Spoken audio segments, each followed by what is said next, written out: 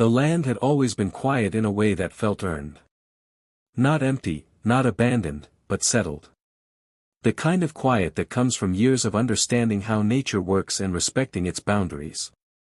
The lake sat at the center of it all, wide and calm on the surface, but powerful underneath. It wasn't just water. It was part of a system. A living balance that had existed long before property lines, bylaws, or homeowner associations ever showed up. Owning that land wasn't accidental. It had been a long-term investment, one rooted in history and careful planning. The lake was private, fed by controlled inlets and regulated by a dam system that had been engineered decades earlier. Every inch of shoreline had been surveyed, recorded, and protected. The documents were boring to most people, filled with technical language and environmental clauses, but they mattered. Especially the parts about water levels, overflow limits, and seasonal pressure. For years, nothing changed. And that was the point. Then the HOA arrived. At first, it was subtle. New signage went up along the access road. Then survey flags appeared near the tree line. Trucks started passing through more often, hauling equipment that didn't belong there. It was easy to assume it was temporary, some nearby development that would stay on its own side of the boundary. But it didn't. The homeowners association from the neighboring development had ambitious plans. They wanted to turn their gated community into a destination. Not just homes, but vacation rentals. A retreat. Something marketable. And lakes sell better than lawns. Without owning the lake. Without owning the shoreline. Without owning the land beneath it. Lakes started to change in subtle ways. The waterline shifted. Sediment appeared where it never had before. That was the first warning sign. The first formal notice went out soon after. Documentation was sent to the HOA board outlining property boundaries, water rights, and environmental restrictions. It wasn't emotional. It wasn't dramatic. It was factual. Calm. Clear. The message was simple: the lake was private, the shoreline was protected, and construction near the water without authorization would create serious risks. The response was dismissive. The HOA believed paperwork could be overridden by confidence. They had lawyers. They had money. They had momentum. And most importantly, they had buyers already lined up. Cabins were being advertised before permits were even finalized. Glossy brochures showed families kayaking on water they didn't legally have access to. The second warning was more specific. Engineering assessments were sent next. These explained how the lake's water levels were regulated, how the dam system worked, and what would happen if runoff increased beyond designed limits. The land had been stable because it was respected.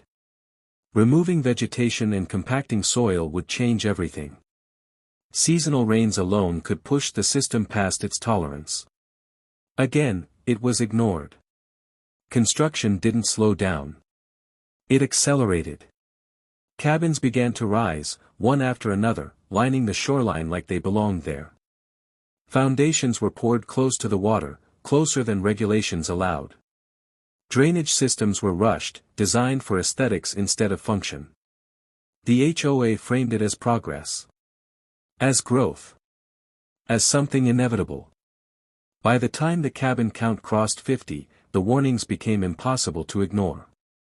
Water clarity dropped. Algae blooms appeared earlier than usual. The shoreline eroded in places where tree roots used to hold it firm. Wildlife patterns shifted. Birds avoided the area. Fish populations thinned near the construction zones. Still, the HOA pushed forward. At 90 cabins, the situation turned from concerning to dangerous. Runoff channels formed naturally during storms, cutting paths straight into the lake. Temporary barriers failed repeatedly. Heavy machinery compressed the soil so tightly that rainwater no longer soaked in. Instead, it rushed downhill, carrying debris straight toward the water. A final warning was issued. This one wasn't just advisory. It was formal. Documented. Sent through certified channels. It outlined legal liability, environmental consequences, and the mechanical reality of the dam system. It explained that the dam wasn't decorative. It wasn't optional. It existed to regulate pressure and protect downstream areas. And it could not compensate forever for reckless development upstream. The message was clear. Stop building. Reassess. Reinforce. Or accept the consequences. The HOA didn't respond at all. By the time the last cabin was completed, the number stood at 139. A full vacation community, proudly standing on borrowed time. The promotional photos looked perfect. Calm water. Fresh wood. Happy families. What the images didn't show was the stress building silently beneath the surface. The lake wasn't angry. It was overloaded. Seasonal forecasts predicted heavier rainfall than usual. Nothing historic. Nothing extreme. Just enough to test a system already pushed beyond its limits. Monitoring equipment began registering higher baseline levels. Pressure readings edged upward, day by day. Everything that could be done had been done.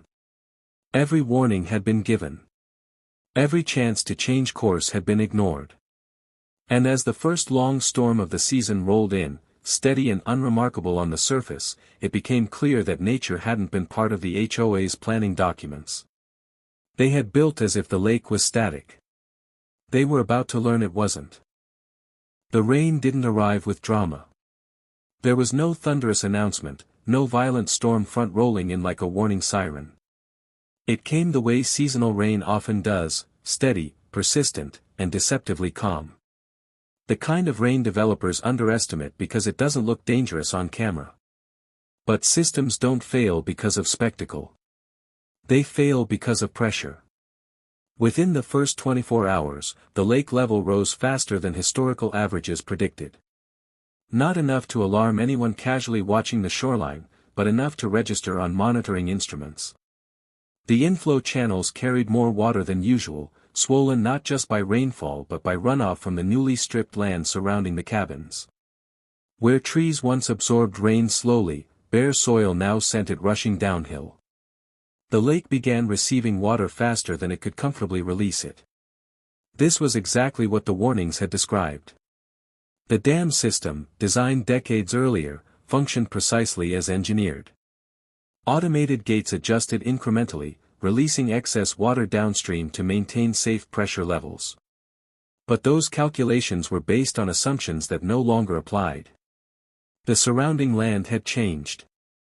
The absorption rates had changed. The runoff velocity had changed.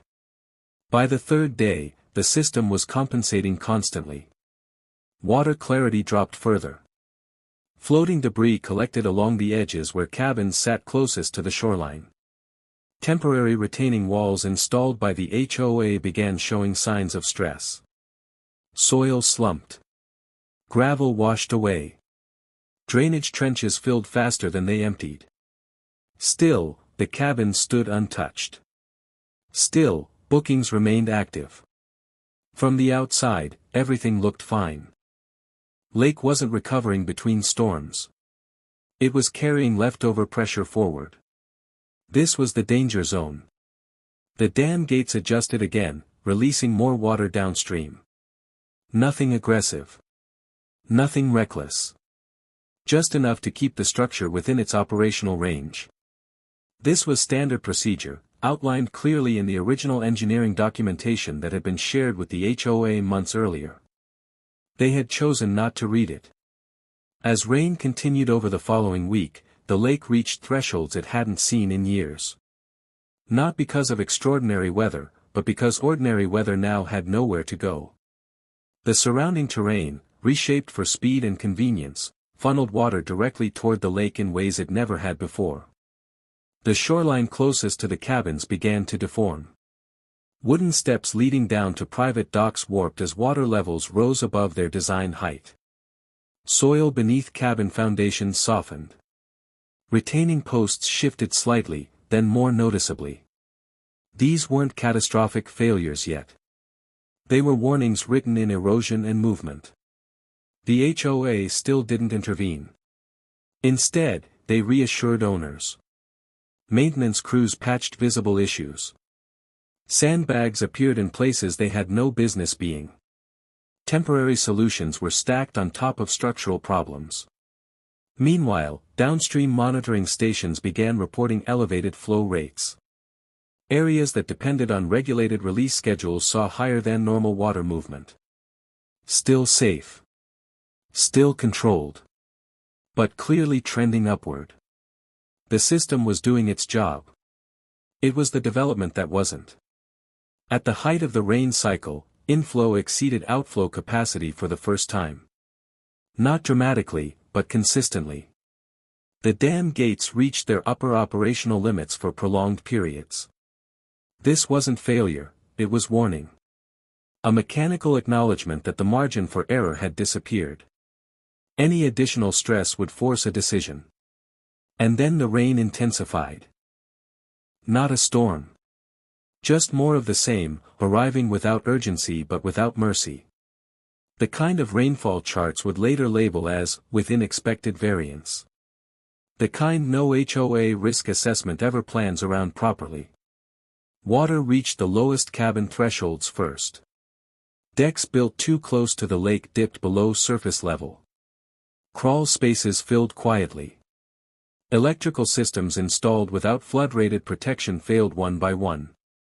The cabins nearest the shoreline became islands attached to land only by intention, not by reality. Still, the HOA delayed action. They blamed weather. They blamed drainage contractors. They blamed timing. What they didn't blame was the original decision to build where they had no legal or environmental authority to build at all. As pressure continued to build, the dam system responded exactly as designed. Gates adjusted further, releasing controlled surges downstream to prevent structural overload. This wasn't punishment. It wasn't revenge. It was basic engineering responding to conditions created upstream. The lake level stabilized briefly. Then the ground gave way. Erosion along the altered shoreline accelerated rapidly. Without deep root systems to hold it together, soil collapsed in sections. Water surged into areas previously considered safe. What had been gradual became sudden. What had been manageable became dynamic. Cabins designed for postcard views were now surrounded by water moving with intent. Access roads flooded. Emergency vehicles struggled to reach the area. Drainage channels reversed direction, overwhelmed by volume.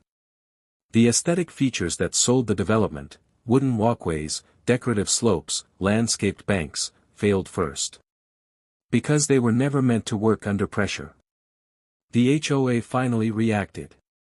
But reaction came too late to matter. The system had crossed from prevention into response. Every action now was about minimizing impact, not avoiding it.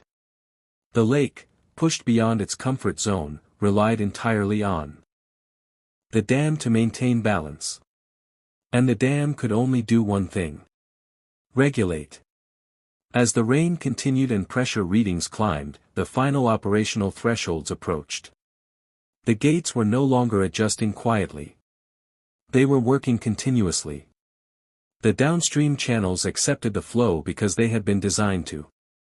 The cabins upstream had not. Water moved where gravity told it to move. Not where permits said it should. By the time the rain eased, the damage was no longer theoretical. Several cabins were partially submerged.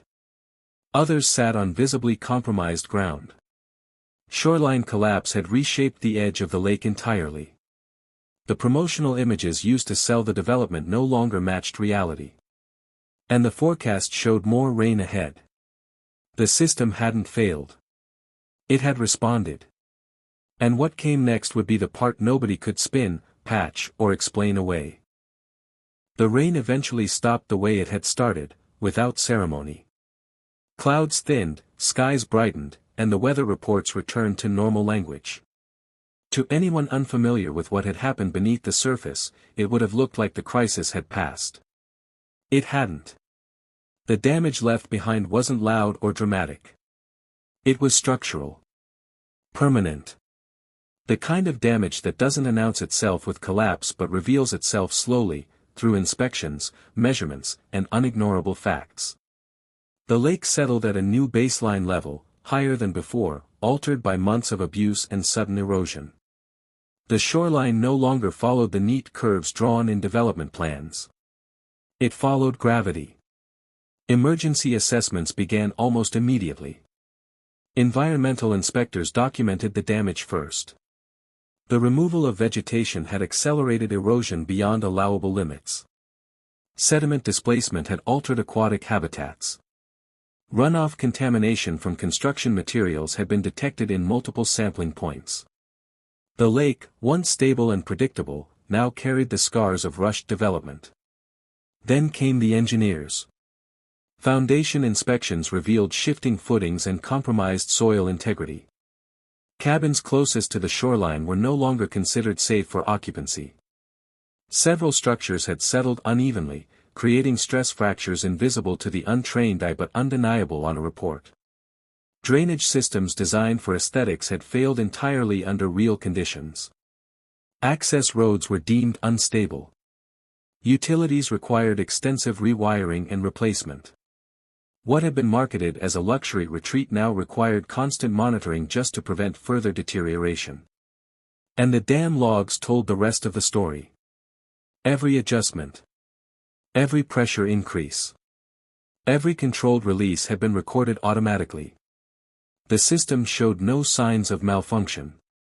It had behaved exactly as engineered, responding to changing inflow conditions to protect downstream areas and prevent catastrophic failure. The conclusion was unavoidable. The lake had not flooded because of negligence in its management. It had flooded because its environment had been fundamentally altered without regard for capacity or consequence. Legal reviews followed quickly. Property boundaries were reaffirmed using original survey data. Water rights documentation confirmed long-standing private ownership. The HOA's assumptions about shared access collapsed under scrutiny. Their claim that the lake was a natural amenity available to surrounding developments was unsupported by law or history. Liability shifted accordingly. The cabins, built without proper authorization near protected shoreline zones, fell entirely under the responsibility of the HOA. Insurance claims stalled as exclusions surfaced. Policies didn't cover knowingly ignored environmental warnings. They didn't cover construction completed without verified land rights. They didn't cover nature behaving normally. Cleanup costs mounted. Remediation plans stretched into years. Erosion control alone required replanting large sections of shoreline with native vegetation, something that could not be rushed. Soil stabilization demanded heavy engineering. Some cabins were deemed unrepairable, their foundations too compromised to justify salvage. One by one, they were abandoned. Bookings were cancelled. Owners sought refunds that never came. The HOA faced internal collapse as members questioned decisions that had led them into financial disaster. What had been sold as a bold expansion became a cautionary tale shared quietly among developers and regulators alike.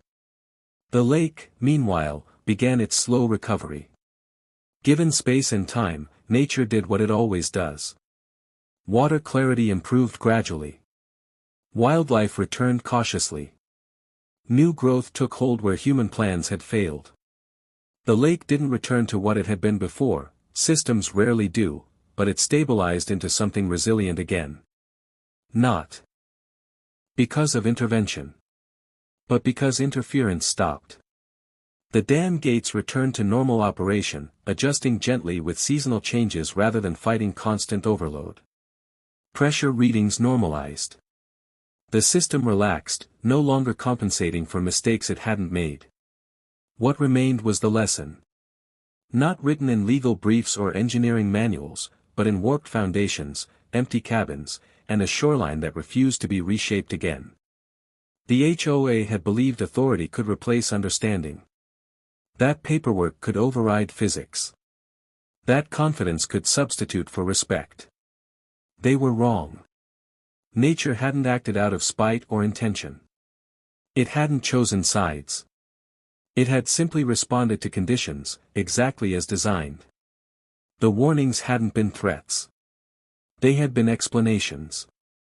Ignored. In the end, there was no dramatic confrontation. No final argument. No victorious speech. Just a quiet aftermath where consequences settled into place as naturally as water finding its level. The cabins stood as monuments to assumption. The lake stood as proof of balance.